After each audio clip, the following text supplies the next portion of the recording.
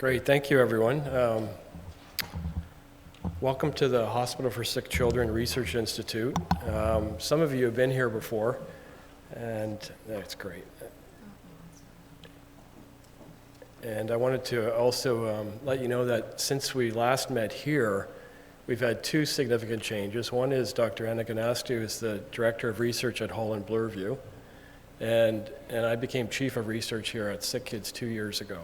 So this is really, really great because it means all of you have a lot of influence in where the money is spent in these institutions now. I was advised early on in my career, if you want to see real change, get the people you need to make the change into the top offices. So we're here now and we're listening to you.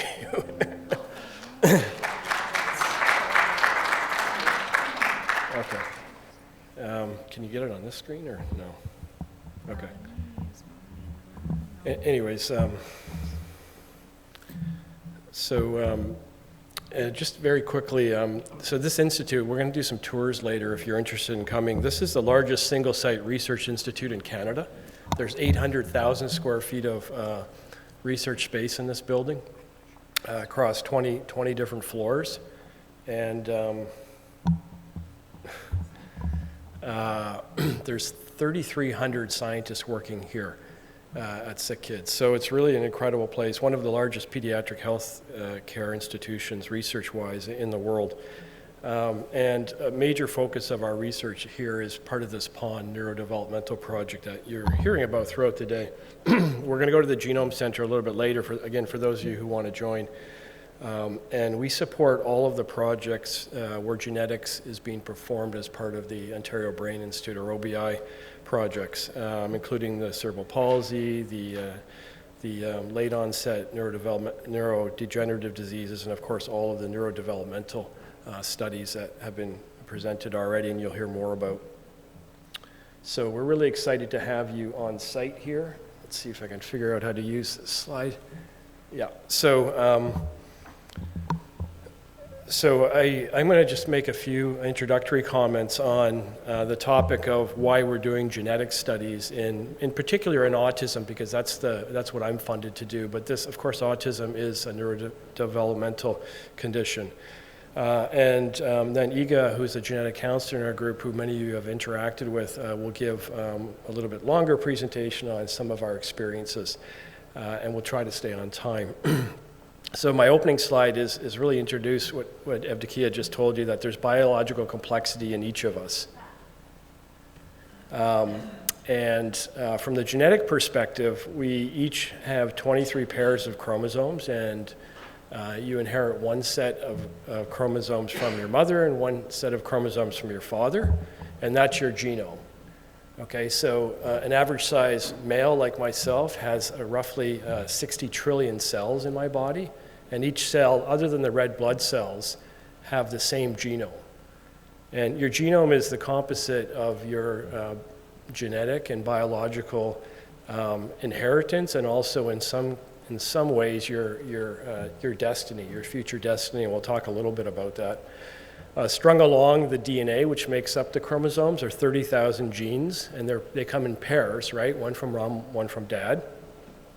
And for most of these genes, you have two copies, but in some cases, you only have one copy, or you have 0 copies, or in some cases, you have 3 copies or 4 copies, and that's what we call copy number variation, or CNV.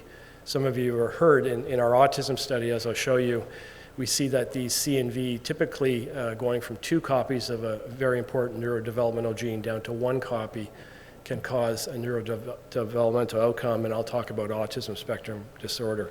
We see that in 7% of ASD, actually. So back to your genome. Your genome is huge. There's 3.2 billion genetic letters that you inherit from mom, and 3.2 billion you inherit from dad along your chromosomes. So that's the times 2. And genetic variation can occur between the chromosomes and as well when you look across the populations. That's what we do here in our genetics laboratories. We study how genetic variation correlates in populations and in families, and how changes, typically in the copy number variation of genes, can lead to different medical outcomes. So you've heard me talk before, some of you, that our DNA, if you compare anybody's DNA in the audience to each other's, it's about 99% identical. That's quite a striking comment, but the reason that we have so much genetic variation is because the genome is so big. So every 0.1% variation is over 3 million different genetic letters of difference between our chromosomes, between your mom and dad's chromosomes, and also in the general population. So each of us have about 3 million single nucleotide changes, or what we call SNPs, and about 800,000 small insertion or deletions or copy number variants in your DNA. So you'll see why we have to use these high throughput machines a little bit later, and also very, very large computers, high performance computing facility. The facility we have here is the largest facility of its kind in a biomedical center in Canada.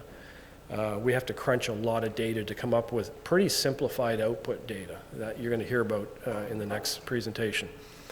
Back to the topic of complexity, the brain is comprised of 100 billion neurons. Okay, a neuron is a cell, it's a brain cell. So 100 billion neurons is in your brain. My wife says to me, maybe you don't have as many as I do, joke around. But it's a pretty consistent number, and if you look at the connections, so the brain cells, when they connect with each other, that's the synapse, there's a quadrillion or 10 to the 15th different neuronal connections. So this is complexity when you think about it. I mean, this is unbelievable. The brain is the most complicated machine, organ you could ever devise. So the fact that we see any specificity in any biological outcome is really amazing to me. So Evdokia talked a lot about heterogeneity. That's what we're studying here. We're trying to lump and split in a way. But this is what we have to deal with, this type of complexity. So we look for the strongest signals in our data. And then I just listed the amount of processing power that a brain has, 10 to 50 teraflops of processing power. I think we're still smarter than computers and AI, but I guess we can debate that a little bit later. Okay, I'm sorry. You think as chief I could actually have a PowerPoint that I could run here. But this is a nice slide to think about how we think about autism and even the broader neurodevelopmental states, both from the biomedical perspective and then also from the neurodiversity and social model. It's a nice slide that came out from the Canadian Academy of Health Sciences. And I won't spend a lot of time on it, but what I wanted to emphasize comes out in my next slide. And that is, here we're studying families like yourselves who have enrolled in our research study who have come to us seeking medical answers of questions. In this case, I'll talk about why their child, and in some cases there's adult participants, have a diagnosis of autism. And we want to use this research, as Evdokia pointed out, to give you the answers you're looking for, to identify new genetic pathways that may inform on how we might develop new medications. And then, of course, to use it to answer questions with respect to genetic counseling that you'll hear about in a second. So that's essentially what I state here on this slide. I won't go through it again, but really we're doing genetic studies in these neurodevelopmental conditions because genetics is the best thing we know about. If you look at autism, it's estimated that roughly 90% of autism has some type of a genetic component. That's by studying twins, identical twins who have the same genomes, and also family studies compared to those individuals and populations who don't. There's over 100 different medical genetic disorders or conditions that have different names, things like Rett syndrome and others, that actually can have an autism clinical presentation. Okay, so that means we know there's at least 100 different forms of autism. So as Evdokia said, we want to try to put those into different categories so it can inform on which medications may work better or not for that individual who comes to the clinic. And of course, to identify those new genetic pathways where we can think about new treatment modalities. And just on the right-hand part of my slide are two different families that we've reported on in the past that have been in the media. In 2008, this was the first 16p11.2 deletion. This is a CNV. It's a deletion of 16 genes on a segment of chromosome 16. And this was one of the first families, may even be in the audience here, I can't remember now, but where the individual went through multiple clinics and did not get an answer. And it wasn't until we did the sequencing and found this deletion that's actually found in about 0.65% of people who have an autism diagnosis. And we see it across all the neurodevelopmental conditions. And then on the bottom is a family in Calgary who has a neuroligin 4X genetic alteration that segregates. And this is one of our most predictable autism genes. So I'm just going to skip through this slide. I think it's really important to point out point number 4 is that we see autism in roughly 1% of the population. It's probably even higher than that here, if you consider all the different diagnoses. But it's pretty consistent across the world. Okay, so we see the same in Asia and even in Africa.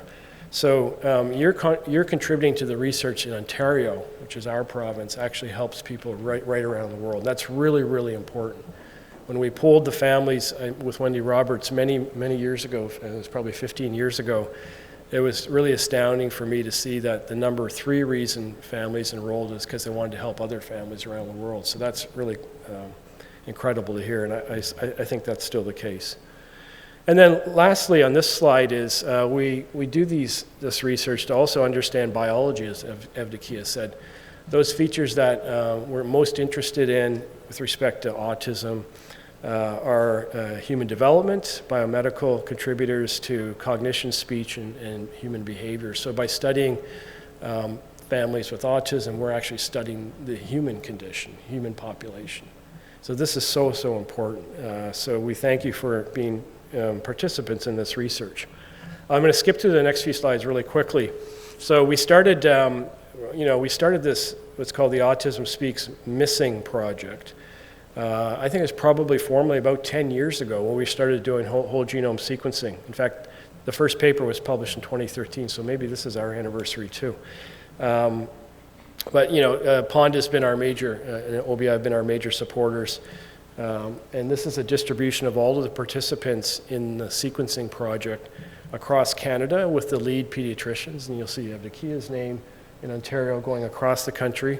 And we've mapped out the location of all the participants' families based on their postal code with the density, the size of the circle coming with density of participants in those regions. So we've got pretty good coverage across Canada if you look at it. And I think many of you know, I gave this same slide in Washington, D.C. 2 weeks ago.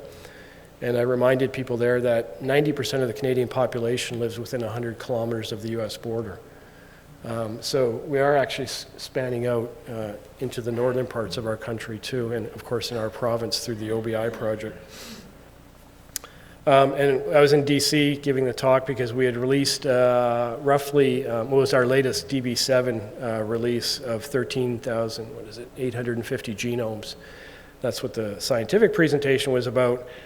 And what I wanted to point out here is that there's over 370 researchers from 72 institutions from 20 countries now using the data, the genomic data, for their research questions. So kudos to all of you for doing this. Your data is protected, it's anonymized, we would never use your names attached to it. But by participating, there's a lot of researchers around the world who don't have to pay for the data and can ask advanced questions and advance the research agenda. So I'm really, really proud that Canada is the leading role. This is the largest genome sequencing project in autism in the world, and it's led out of Canada. And actually, it's provided the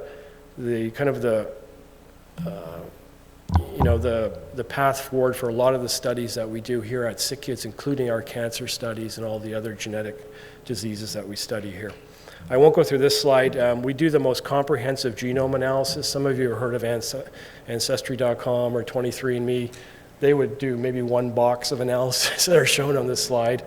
We do deep phenotype analyses on the right and all the different genetic programs, algorithms. We use AI. We throw everything we can to interpret the data. This was a summary slide from our paper we published in Cell last year. And in this study, we used all information, not just the data in missing, but anything else that's been published in the medical literature through the history of science.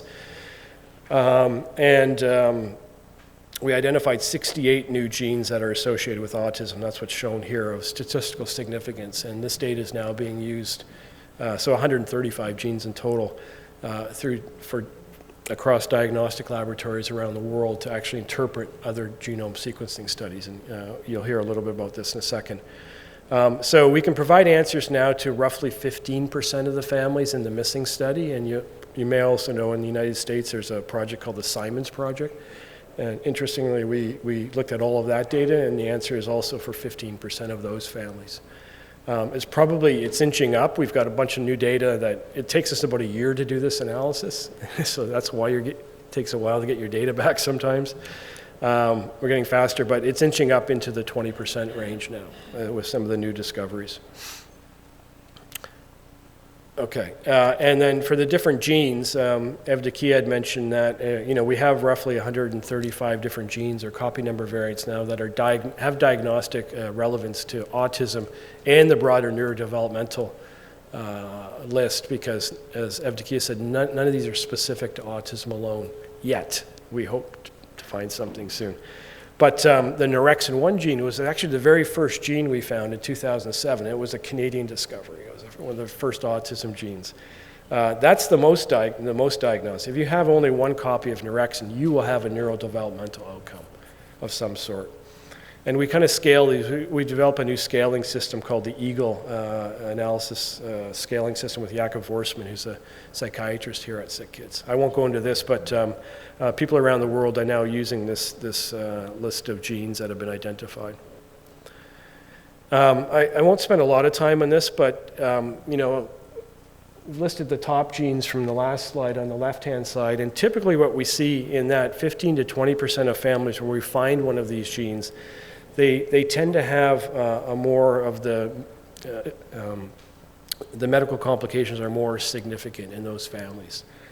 So what we're trying to do, so we've got a good lead, and Evdokia is doing trials on these families on the left-hand side of this figure. But for the right-hand side, we don't know a lot. We don't have the genetic factors. There's hypotheses that common genetic variants are involved. We need much bigger numbers, so we're expanding the studies. We're including European collaborators in the United States, going right across the world.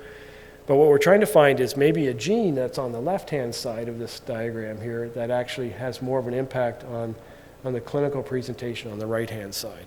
And I won't have any time to talk about it, but you'll probably hear about this in the news, so I'll just foreshadow that we actually found one gene. It's kind of a unique gene.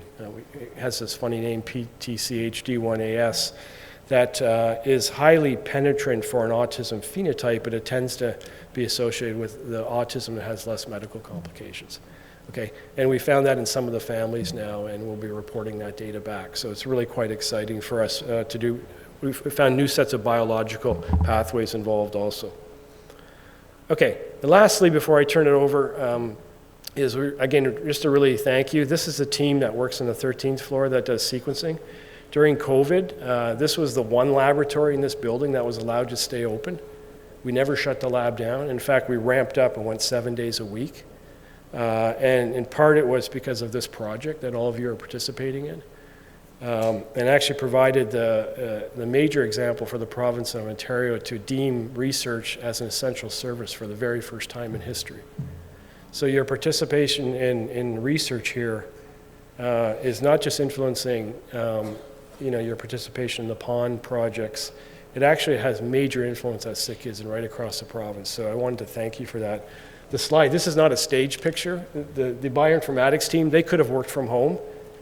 This was a picture taken in the middle of COVID on the right-hand side. Most of them came into work each day because they wanted to provide support for the people in the laboratory who had to come to work to do this, run the sequencers. So this really is a team effort, and you're part of our team. Hopefully we're going to be better than the Maple Leafs and win the Stanley Cup.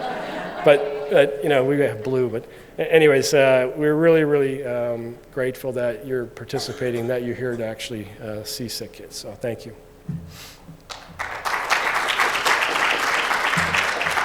So I think if there's questions, maybe we can wait till the end, and then also we'll have the tour too.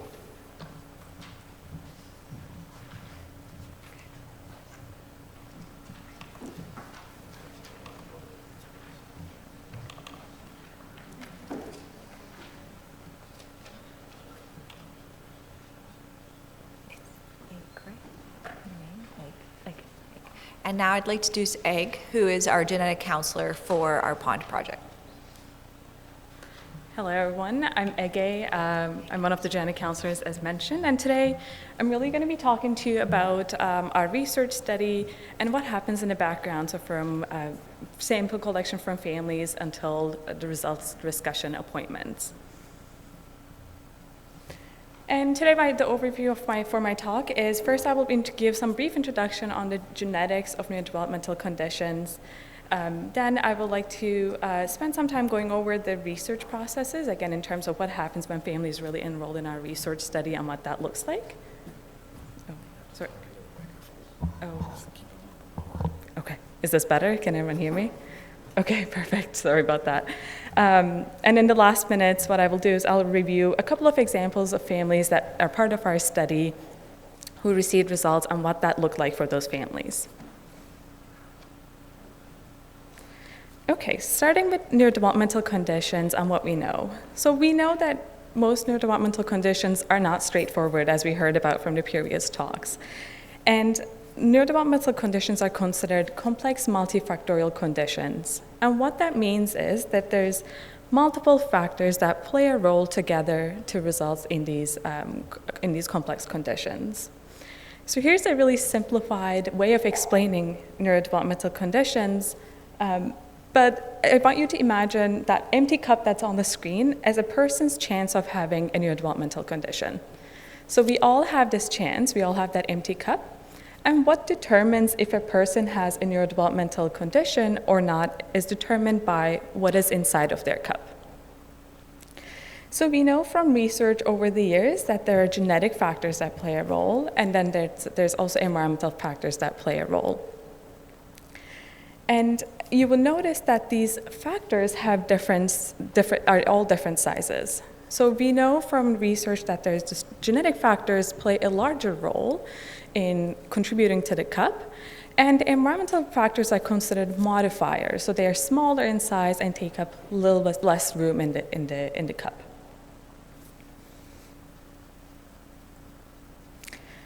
And as mentioned in the previous talks, the contributors of each individual's causes for neurodevelopmental conditions can be unique to that individual, and that goes same for their cup. So on the screen here, you're seeing 3 different cups, just unique representations of different ways that the cup can be filled. And we know even within the same family members, each individual's cup can look different. For some conditions, there are known genetic factors that contribute strongly. So like the cup on the left-hand side here, where an individual has a strong genetic factor that is filling majority of their cup. And others could have a moderate or weaker genetic factors that are contributing. So like the one in the middle scenario where an individual has 2 maybe moderate-sized genetic factors. And then the one on the right-hand side is an individual that has no strong genetic factors, but really a combination of those weaker genetic factors as well as environmental factors. So by doing genetic testing, researchers are really trying to identify those strong genetic factors that are contributing to neurodevelopmental conditions, especially those strong genetic factors that are contributing.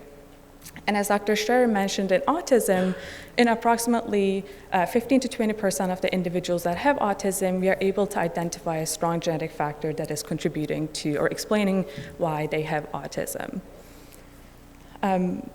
And I mentioned that even in the same family, individuals, they can have different contributors to their neurodevelopmental cup.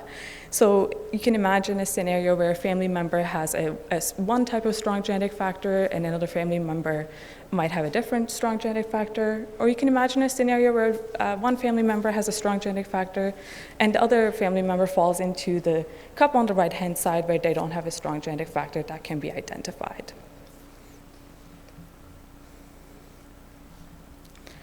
I'd like to take the next few minutes to really talk about what do we really mean by when we say genetic factors. And I know that was already briefly introduced in the previous talks, but in our bodies we have millions and millions of cells, as we heard, that make up different parts of our bodies. Within our cells, we have our genetic material that's called our DNA, that's like the blueprint of life. And our DNA is stored in structures called chromosomes, so that's just how the DNA is packaged. And the chromosomes are represented by those blue lines, rectangular lines on this figure here. If you take a chromosome and unwind it, it will look something like this. And if you take an even closer look at that chromosome, you would see our DNA sequence. So our DNA sequence is made out of 4 different letters. So letters A, C, T, and G. And unique combinations of these letters in different parts of our chromosomes make up our unique genes. And you can think of our genes as the instruction manuals for our body. So they tell our body to grow, to function, to just stay alive and work as it should. And how genes do this is by making proteins. So each unique gene makes a specific unique protein in the body that has a really unique role. Some proteins work in the brain, some work in the heart, some has more managerial jobs where they're maybe turning on and off other proteins and genes. And so you can think of the genes as the instruction manuals and the proteins as the workers in the body. And because our DNA sequence is made out of letters, you can imagine that sometimes spelling differences in those letters can happen. So these are what we call genetic variants. And sometimes if you're looking this information up on different resources, there's different languages might be used. So some terminology that's commonly used is called mutations, genetic differences, genetic markers. But they're really all referring to the same thing, indicating that there's a difference in the spelling of the DNA. And as we heard from Dr. Scherer, the spelling difference could be a single letter change, so meaning one of the letters that you're seeing up there could be changed with another letter, where it would be different. It could be deleted, so it's missing a single letter, or a single letter could be written more than once. Or you can imagine that it's not a single letter, but larger number of letters that are deleted or written more than they should. When a genetic variant happens, they can impact the protein that is being made. So that can result in the protein to be not working, it can result in the protein to be missing, or it can have different impacts as well. And as you can imagine, it's because all of our proteins have unique roles in the body, if the protein is not being made or if it's missing, it can result and have health implications. So when we say genetic factors, we are really looking for these genetic variants that we can identify by genetic testing to see if we can find an explanation to why individuals have neurodevelopmental conditions.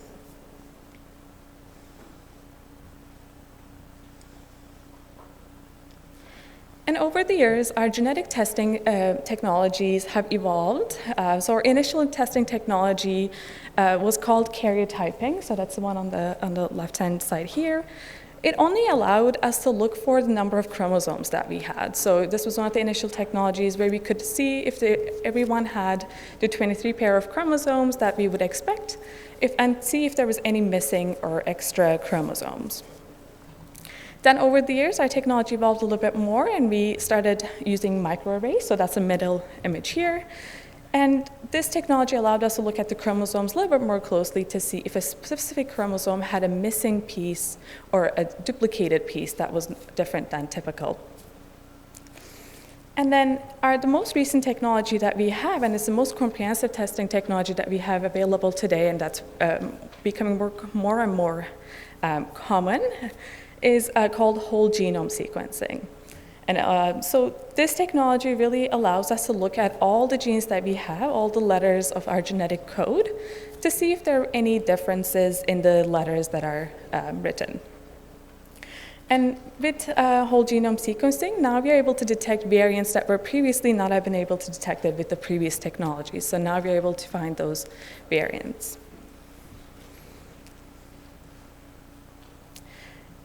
Next, I wanted to give a little bit of an overview of our study, the autism research study at SickKids, along with the POND network. So as we heard about the POND network today, and many of you are familiar, there's a lot of ongoing studies that are happening to understand different aspects of the neurodevelopmental conditions.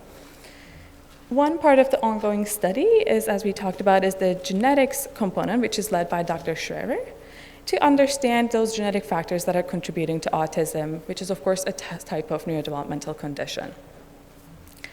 So as part of the study, we collect samples from family members. So this typically includes the individual that has autism, as well as both of their parents. In addition to that sample, we ask medical history questions and family history questions by either asking the families themselves or reviewing health records, and asking families to fill out some questionnaires to self-report some of their history. And we not only enroll families from POND, but we also enroll families from other centers as well. Once we have samples from the families, the samples get processed and they're run on the whole genome sequencing. And once the data from whole genome sequencing is available, this data gets stored in a cloud-based platform called Missing, which Dr. Scherer mentioned as well.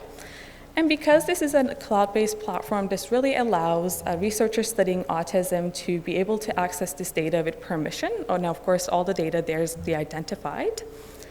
And really encourages collaboration between different researchers across the world. So what this really means is that other researchers studying autism can also study genetics of autism without having to repeat family enrollment, sample collection, and then genetic testing. They can really have access to this data to be able to start working on it. And then once the data is in the Missing, that's when the data analysis for the whole genome sequencing results start. And as Dr. Scherer mentioned as well, this is a long process. It involves many people. So it involves bioinformaticians, data scientists, genetic counselors, project managers. Many people from the team are involved to make sure that we're interpreting the data. We are trying to look for everything that we know. And even though on this slide here, it seems like it's just somewhat of a quick process from sample collection to whole genome sequencing to getting results with families, in reality, this can take some time. So after the data analysis, if a family is found to have a genetic variant, then one of the genetic counselors in our team meets with the families to return these results. And I will talk a little bit more about what that looks like in the next slide. But before I do that, I just want to mention that not every family receives a genetic results from our study. And that's because maybe not all the families have a strong genetic factor that's identified. And that can be for two reasons, really, right now. So first reason is that because maybe, as we reviewed in the cup model, the individual does not have a strong genetic factor, but maybe their cup looks more like the one on the right-hand side, but they don't have a strong genetic factor, so there's nothing identified with the genetic testing. Or alternatively, it's possible that an individual has a genetic factor or variant in a gene that we don't know much about yet. Because our interpretation is limited to what we know about genes and our knowledge right now, if there's a variant in a gene that we don't know much about yet, we wouldn't know how to make sense of it. So that's why all the family samples get stored in the Missing database, and they're part of the ongoing analysis. So meaning, as we learn more about genes in the future, there may be results that become available for other families as well.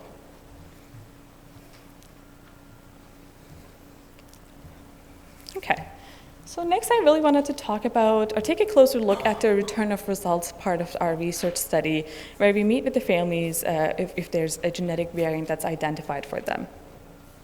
So as I mentioned, the data analysis is an ongoing process, and once a genetic variant is found in a family, one of the genetic counselors in the team will draft a research report outlining this variant.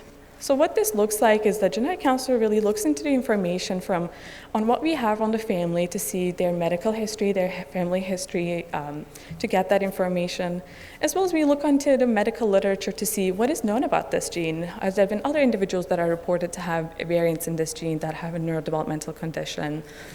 Does the medical literature fit with what we are seeing in our family, in our patients? So we really put all this together, put all this information together to draft a research report. And this is a really multi-step process as well. And once a report is drafted, we meet as a team. So the genetic counselors in the team, Dr. Scherer comes to the meeting as well, and as well as some other team members, where we review these reports together to make sure that we all agree with the interpretation and we make a plan together to review the results with the families. Once the report is finalized, that's when one of the genetic counselors in the team will contact our families to set up a meeting to review these results together. And this meeting can be done via video conference over Zoom, or this can be done in person in this building right here. And this meeting really looks different for each family. So some families prefer that we meet with the parents first, and then we set up another time to review it as a whole family. Some families prefer that we meet all together as a whole family at the first call, and it's really up to the families, and we really try to respect the families and their decisions on how they like to approach this. So at the time of this meeting, we review these results with the families to see, we go through what this means and kind of summarize this information. And we also make arrangements for any necessary next steps, if there's any applicable. So the next steps can look like if a clinically significant variant was identified in the family, we can refer the family to their local genetics clinic for an assessment for that genetic finding, as well as to confirm that the finding that we saw in our research study is for the confirmation. In addition to the referral, sometimes if our research study is aware of any other research opportunities that the family might be eligible for, we inform the families of these other research studies give them information, and of course their participation is optional. And really, when we return results to families, what this can help with is it can provide families with an explanation to why their child or family member has autism. It can provide information for other family members because we share our genetic material with our family members. It could have information for those relatives and other family members. In some cases, if a gene is associated or condition that we identify is associated with other health conditions, it can allow or give opportunities for the family to be monitored or screened for those other health conditions as well. And of course, in addition to these, the families can become involved with other research studies, become involved with patient groups that are associated with their gene or the condition after these findings as well. Okay. So that was kind of all the background I wanted to cover. And then in the next few slides, I really wanted to give examples of the 3 families that we saw in our families that we returned results for. And all the families had given permission to us to share their stories with their real names or pseudonyms. Okay. First, I will start with Xander's story, which highlights how gene discoveries can really take time. So Xander and his family enrolled in our research study in 2010. And at this time, Xander was 23 years old. He had a diagnosis of Asperger's syndrome. He had a history of learning difficulties, and he had a diagnosis of attention deficiency disorder. At the time of enrollment, we received samples from all of his family members. In 2015, we ran whole genome sequencing with the family samples. And in 2023, just this year, so after 7 years that the whole genome sequencing was done, we identified a variant in Xander in a gene called TET3. So this is a gene that has a role in turning on or off other genes. And we thought this finding in the TET3 gene likely explains some of Xander's medical history, and contacted the family to return these results. So one of my genetic counselor colleagues actually met with Xander and his family to review these results. And the main reason we were able to make sense of this variant that was identified in Xander was because of a recent research finding that was published in the scientific literature in 2020. So here's a screenshot of the publication on the screen here, and the group of authors described 11 individuals that had variants in the TET3 gene, which is associated with a condition called Beck-Farner syndrome. And authors reported a wide range of features among these individuals. So there wasn't a strong or specific phenotype, but it was just more general features. But we know that most individuals had autism. So even though we had whole genome sequencing results for Xander and his family we had run the whole genome sequencing in 2015, because this gene was not discovered until 2020, we couldn't have this information before that. So we really rely on genetic discoveries like this and information that's published in the medical literature to make sense of the findings that we are identifying in families.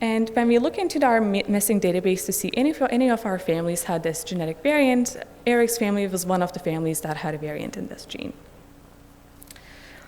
Upon the identification of this genetic variant, Eric and his family was connected with an organization called Care for ASH1L. This is a local nonprofit organization, and the organization's goal is really to create and support, bring researchers and families together to better understand the ASHL1 condition.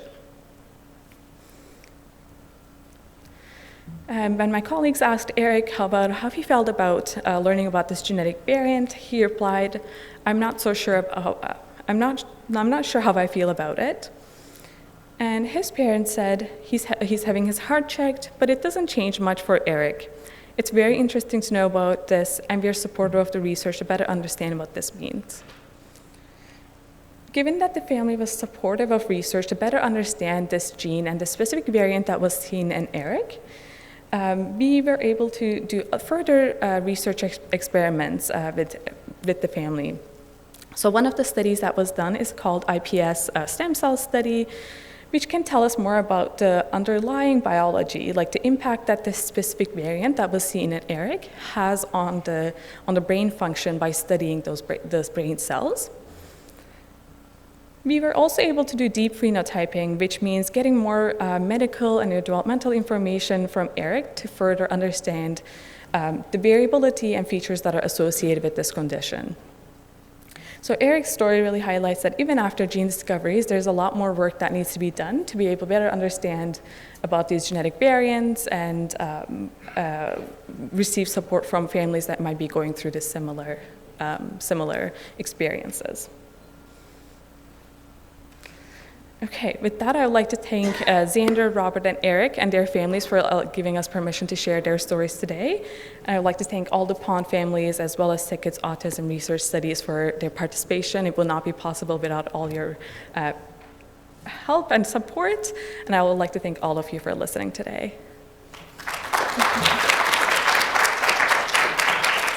So we're going to open it up to questions for genetics, but before we do that, I'm the clinician of the group, right? So I'm going to talk about some of the examples that were presented and how they actually change treatment for people who get those findings. So if you think of the second case that you presented, the one that the Phelan-McDermott syndrome was identified, I would say two things about that particular case. One, there is now 2 or 3 very targeted clinical trials running that are going after the particular genomic variation that's causing the condition. And they're in progress, but we have pretty early optimistic results for Phelan-McDermott syndrome. The second thing is we now have anticipatory guidelines and clinical care guidelines for some of the common symptoms. So for example, this particular young man developed severe sleep disturbance as he grew up, and now we have a Phelan-McDermott specific sleep algorithm, but is not matching the general pediatric algorithm or the general adult algorithm about how to approach this specific type of sleep deficit, right? So he may not feel right now that this is meaningful to him, but to his doctor, he has given information about how to select the right agents for certain types of symptoms that are causing impairment, like sleep and epilepsy. And he has the opportunity, if he wants, to participate in clinical trials that may have more global effects. Same thing for the last case. So the last case, this particular variant doesn't have anticipatory guidelines yet, but it has been ready for clinical trials for the last couple of years. And now we have clinical trials that are taking agents that are specific to that particular molecular target to see whether we can impact more. Like you probably noticed that none of these people have just one condition, which gets back to the conversation we're having. They all have a bit of autism, a bit of ADHD, a bit of learning disability, some repetitive issues. But we can map now the treatment, the intervention in the clinical trial to the particular biology that we understand from that genomic variation, and not necessarily have to guess again at time after time after time to figure out something that happened to work for the things that actually cause impairment. So it's important, like I'll leave the geneticists and the genetic counselors to answer the genetic questions, but it's important for you to know that we have already crossed the threshold, but as we are learning a little bit more about the genomic variation, the actual medical plan from the clinician and the decisions that they make changes based on the result of the genetic testing. And when we talk later about clinical trials at the end of the day, you'll see now that we are starting to collaborate with other partners to develop clinical trials that are specific to some of those rare genetic findings that predict a variety of neurodevelopmental phenotypes. Is that helpful? Okay, so I'm going to open it up for questions for our genetics group.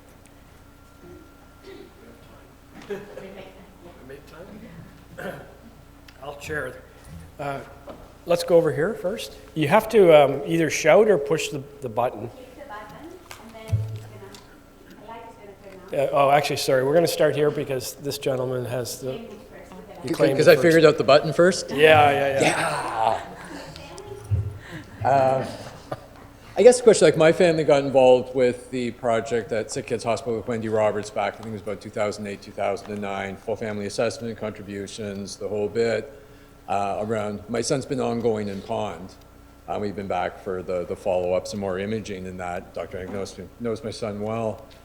We got genetic finding back in 2016, which means, of course, all this stuff keeps getting sort of reprocessed and looked at. I was curious, as you keep discovering things, how often does that iteration happen where it will be reviewed to take advantage of some of these new findings for people who've already submitted and kind of, I won't say back burner because I know he gets the call back, but how often is all this reviewed for us to get some of this goodness for kids like my son?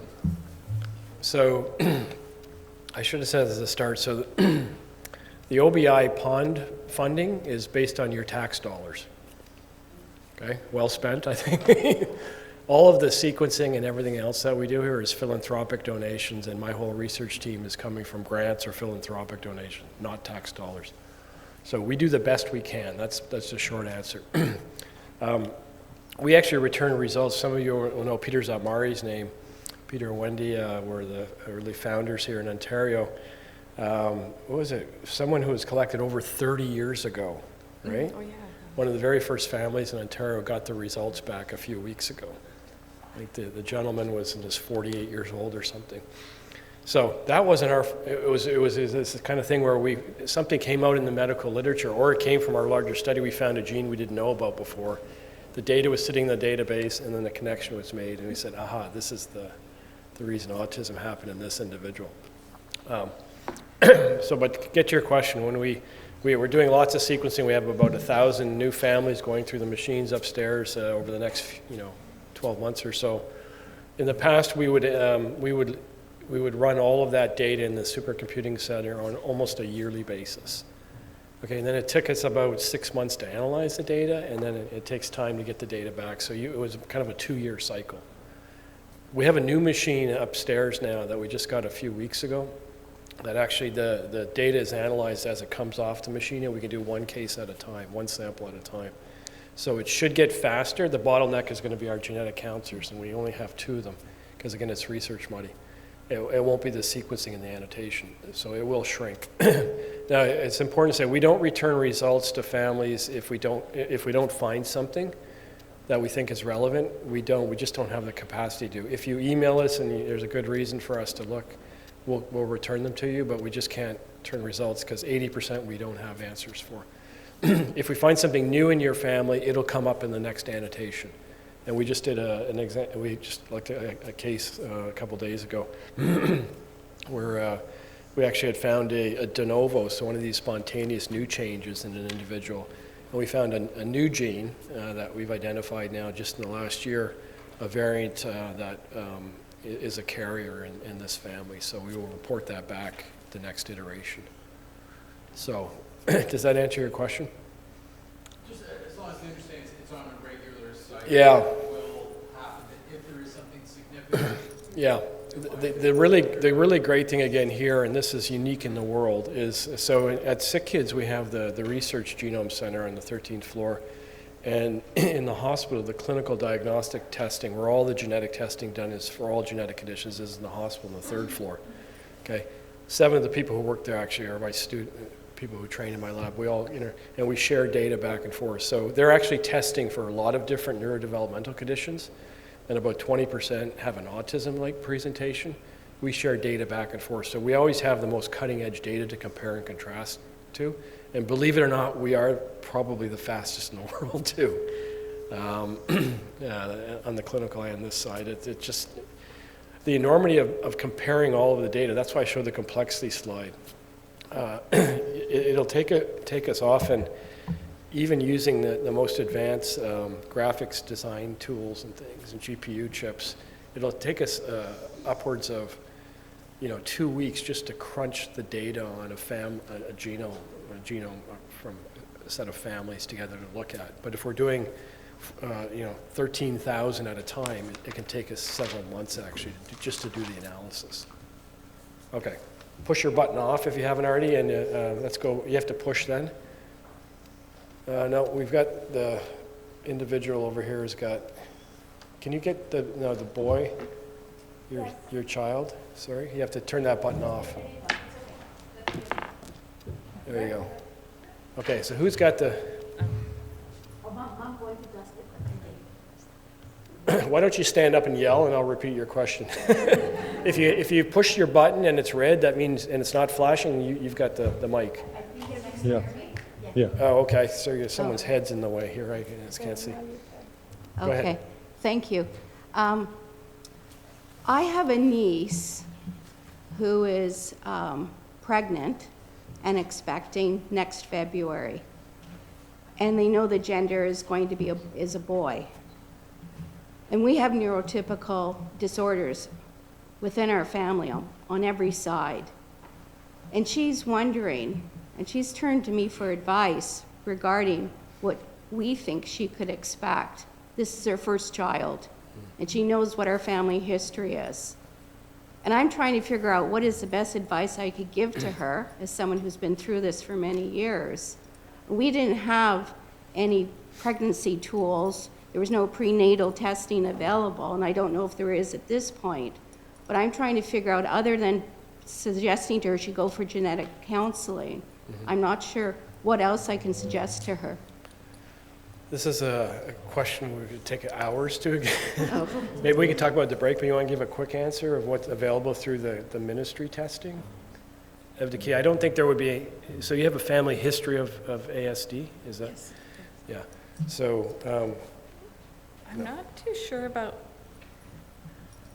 what happens when there's family history of autism in a clinical setting. You wouldn't, yeah, I mean, I can jump in. maybe. As far as I know, in the typical province-based testing, you won't get any support right now. They just don't cover that type of testing. I can talk to you offline, maybe at the break, and give some suggestions. Yeah, okay, who's next? Yes. Turn your button off, and actually the lights that are not flashing, that means you've got the mic, so. Yeah, if it's a solid light, it means your microphone is live. Okay. So go ahead. Hi. This was the one mistake we made in this building, is this stupid system we have here. Go ahead. Yeah, so I just had a question, and maybe I'm overthinking a little bit. So Dr. Abdulkias was explaining how, like, a label doesn't really predict brain variability, right? So someone who has OCD, their brain may not be very similar to another individual with OCD, but their brain may be more similar to somebody with ADHD or ASD. And then in the following presentations, you guys mentioned that there's a 90% genetic correlation with ASD, right? And so I'm just kind of wondering, like, so understand that, like, brain structure and the way your brain functions is independent well, somewhat independent of your genes. So, but also your genes kind of like inform your brain how to function. So if we can say that your genes predict ASD, how is it that the brain structure and the brain function isn't predicting like a neurodevelopment disorder? And is there, like, I'm almost wondering, like, if we, like, I'm not saying what is the point of the genes, but how is that, like, if genes predict autism, but then again, labels don't say much about how you present, then what's the point of the diagnosis? Okay, so I think the best example were the last two that Evdokia just mentioned, the SHANK3. That's a specific genetic alteration that the most likely outcome is a thing called, an entity called Phelan-McDermott syndrome, which often leads to autism spectrum disorder. And that gene makes a protein that's involved in a genetic pathway, how the brain cells actually come together and communicate with each other. And there's now medicines that have been developed that will modulate that pathway, and they're going through clinical trial testing. So if your child had that form of autism, for example, you would want to take the drugs that interact with that pathway. The ASH1L, the last example, that's a different genetic pathway. It's often involved in autism. We've actually just found that out recently. The gene was published in 2012, but it wasn't linked really to autism. Now we found in this study at least a half dozen ASH1L autism families. So, and there's new drugs different from the SHANK3 that we would use in those individuals, okay? If there was an individual that had an OCD diagnosis or separately an ADHD diagnosis and had that SHANK3 or ASH1L, you would group those into those clinical trials.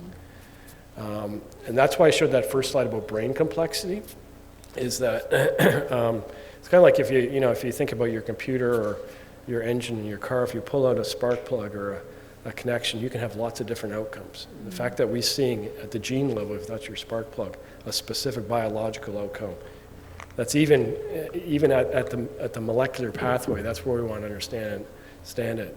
That's what we're really kind of aiming for. So at the end of the day, when you're going to hear a lot about precision medicine, in particular coming out of this hospital, you can see some of the commercials already coming. It's to identify the precise biological molecules involved that you want to target or modulate to try to overcome the deficiencies. Okay, push your button off. How much time do we have? We're going to run out of time here. Let's take a few. Okay, who's got the... Okay, I think yes. I do. Okay, so my question is regarding metabolites and their use in clinical settings, to be able to look at actual activity and characterize it that way. Metabolites, you want to take that one, Evdokia? You mean in terms of Expression. we find in blood? In terms of expression, yeah, just to see what's Gene actually expression. digging. Gene expression and translation. Yeah. Yeah. So the outputs of the DNA, DNA makes RNA, RNA protein, and what I didn't say in my talk, and I was just thinking about this, is of the 30,000 genes, 70% are expressed in the brain, right? And of those, only 50% are expressed in other organs or tissues that are not in the brain. So when we do testing, metabolite testing, for example, if you're using blood, most of the genes, or many of the genes that we've been talking about, will not be actually present in blood-based testing. Okay. And we can't really go in and take people's pieces of their brain, right? So, yeah. So, but anyways, we are looking at things like other types of biological testing to see if there are downstream products that may accumulate in the blood, for example. So, and we tie that back to actually the same DNA-based database. So, will cerebral spinal fluid ever have a role in this? We're just not going to do it. Okay. So yes. yeah. Thank you. So it's a good question, right? So again, to Steve's point, something that's expressed in the brain may not be expressed in your blood in the same way. Some people have made the case that you're closer to the brain in the CSF when you take fluid from your CSF. Is the fluid around your brain and your spinal cord? Requires a spinal tap for us to actually get the fluid. First of all, there is a bit of a debate about what is good for and what it isn't good for. But secondly, such an invasive procedure that it would never make a biomarker. So we're looking for things that we can routinely collect from kids that can help their care. Even if we had something in the CSF, the idea that we're going to CSF to lumbar punctures on every child with neurodevelopmental difference is not something that the families typically endorse. So the approach we take is that if it's not a pragmatic solution that will ultimately be used, we have not employed it. So we're not doing it. So could there be a little bit more information in the CSF than blood? Potentially, but very unlikely that we would not be the care. So that's a great question. Everything we do is to try to reduce complexity. That's why I showed that first slide. So what we do is we take ASH1L, this study that was mentioned, and many other, in fact, SHANK3 too. we can take fibroblasts, which are skin cells or blood cells, put them in the laboratory and turn those into stem cells. That's called the induced pluripotent stem cells, and we can turn those into actually brain cells.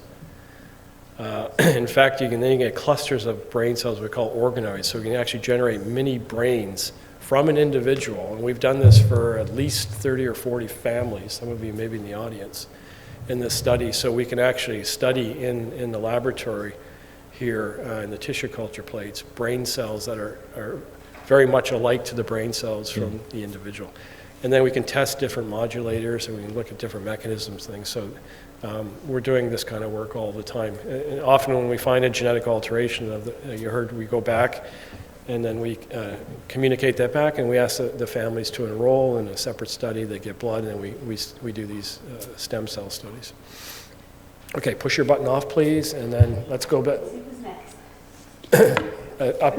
I think I'm over here. Ah. Hi, Steve. How are you doing? I'm good. Okay.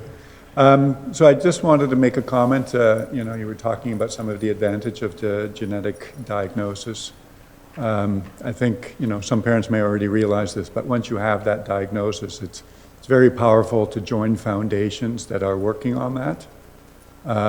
Because all of a sudden, worldwide, you will have parents getting together, pulling all the information for research, getting a critical mass for research, and being able to go to regulators to start thinking about drug development. And I know myself, I've been very heavily involved for our own STX-BP1. We've had discussions with the FDA, and we're actually getting close to specific treatments for the disorder that actually addresses the protein issue. So, on top of the great research you're doing, each gene will have a foundation that is driving research and for them. So, very important to join them once you do have a diagnosis. Thank you so much. I have to emphasize this too. This is really, really, really important. There's as I mentioned, over 100 different forms of autism and neurodevelopmental conditions, and we need this specificity to go to the next step. And your family is just an amazing example. And here at Sick Kids, sorry, I have to tell you, when I was a graduate student, some of you know I worked in the lab that found the cystic fibrosis gene. It was 1989. Gene, RNA protein, a biotech company in Boston developed a class of drugs that modulate the stability of the protein, and 90% of the kids here with cystic fibrosis are now being treated. They're not cured, but they're being treated, and they have much better outcomes and lives. To the extent I heard the other day, for the first time, we do no more lung transplants here at Sick Kids and CF Kids. So that took 35 years. We're getting better at it. You need to throw money at this, and we need to identify the best targets based on good biological studies that we heard about. There's a lot of hope, and it will come in time. Okay, click off if you haven't already done so, and yes. All right. Hi. I have a child, 17 years old now. I think I provided a sample when he was 3 or 4 years old. I didn't get any report or contact information specific to my family. I guess it's not significant enough from his family. But recently, so I think about a year ago, his behavior changed. So it used to be a very easygoing, similar to the sample two that you showed earlier.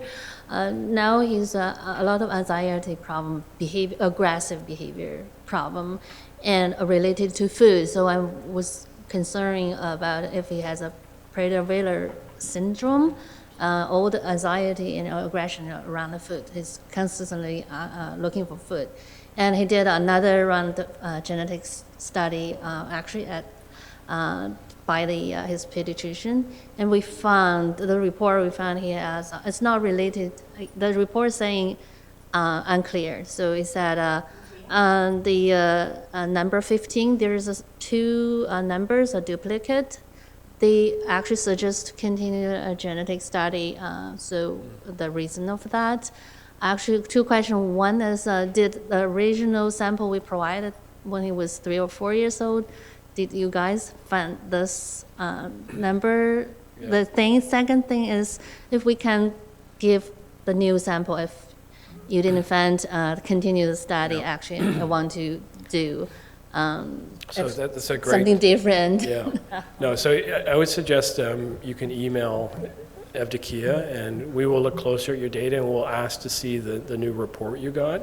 They may have, they would not have used the same high-resolution technology as us, but they may have compared more recently to new data. Okay, we'll look at, so email us with the story you just told us and send us a report, and we'll look at it. And we will go back. And our genetic Okay. counselor will get back to you and give you the best advice. Okay, you can on it. compare. Can we Yeah. continue the study that you? Yeah, of course you would study, and did- once you give the sample once, unless we run out of DNA, that DNA doesn't change, so we would use it with the latest technology. So just contact us and we'll help sort that out. Okay, all right, okay, thank you. All right, we got one more question? I think we have one up there. We didn't Yeah, take, we've been I'm waiting. gonna stop you guys, sorry, but there is a genetics tour at lunch. So you're gonna have one-to-one with the team to ask lots of questions. Does the excuse me? Does the strong genetic factor represent the severe autism, and is the moderate genetic factor represent the mild autism, and the weaker genetic represent the weak autism? Sheesh. Sorry, I just wanted to understand Yes. this. We fight over this. We're gonna fight over this. Okay, you're gonna get different interpretations. I would say, and then I'll defer to Steve, but I would say that the rare variants, the very strong factors, tend to have more complexity in the phenotypes, but not always. And then the weak factors, what we call common variation, because they're common, right? So they're in the general population, we all have these traits, tend to be producing smaller effects, so smaller differences. Having said that, we have lots of kids with very severe presentations. We've never found the genetic factor. So I have to assume that although the principle stands, it goes both ways. You can get kids who have no genetic finding for a rare variant but still look fairly severe and have a lot of complexity. And we have some kids who have rare variants who tend to have large effects but actually present with milder presentations. But then thank you. Yeah, so I wouldn't disagree with that. It's just, I think the way you originally posed your question, those with more quote-unquote severe autism, including other medical complications, more often than not, they fit in that 20% category I talked Fair about. enough. Yeah. Thank you. And a lot of the clinicians here can look at a child and they come to clinic and they can say, that person will fall into that 20% grouping that we talked about. And as we know more and more and more, and as these scientific papers are published, they have more data to compare against, and you'll see more specificity and accuracy, so these numbers will keep climbing over time. Okay, thank you. All right.